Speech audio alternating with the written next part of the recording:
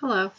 To find the critical value, if we look at this problem, give a sample mean 23.775, standard deviation 4.2877, n is 40, and we want to test the claim. Oops, let me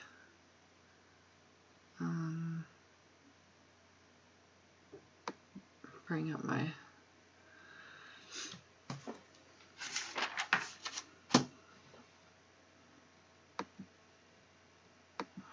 Okay.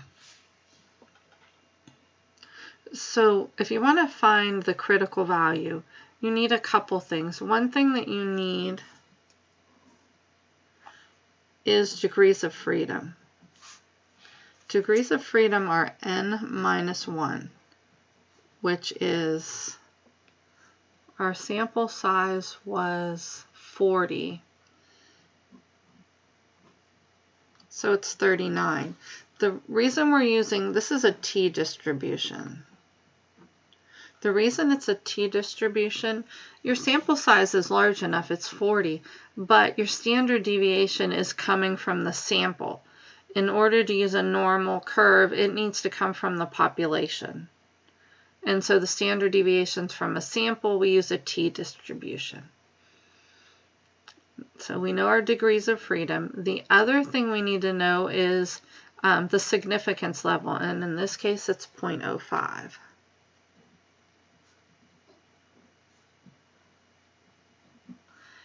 And it is the alternative hypothesis is greater than, so it's a right tail. If we look up a t-distribution table,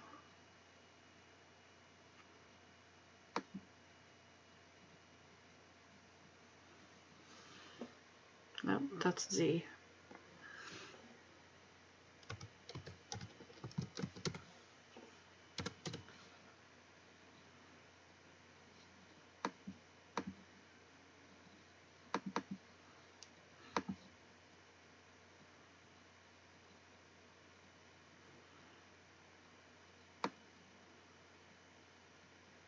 So we need to go down. This row here is your degrees of freedom.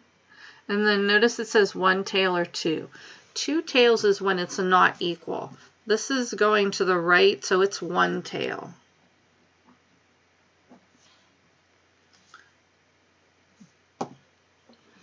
Our t-distribution, the degrees of freedom goes down to 30, which is this last one here.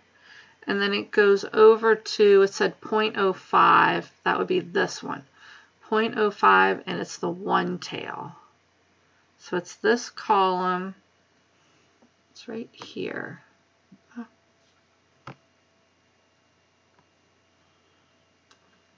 So it's going across the 30, and 0.05 was here.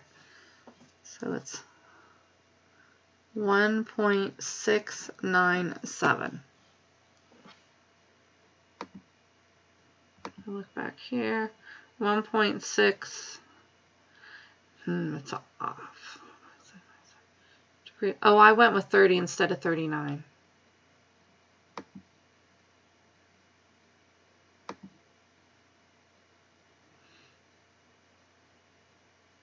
There it is.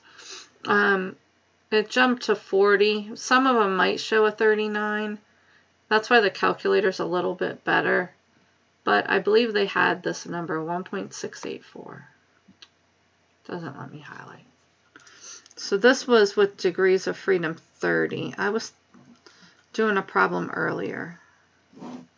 This one was 39, which would be close to 40 when you have one that's rounding, and it's 1.684. So if we had one degrees of freedom, if the sample size was 20,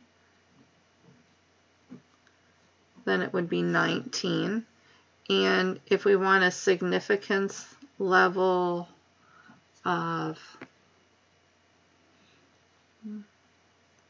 0.10, one tail, Then we'd go down 19, so it's here. And we'd go across until we have the one tail point 1, which is this one here. The top is one tail. And we come down to the 19, and it would be 1.328. If it was the same degrees of freedom, but instead of one tail, it was 2, then we'd still go down to 19, but the 2 tail would be this column instead of this one. And then the 19 is right here. It's going to be 1.729. And that's how you would find it using the chart.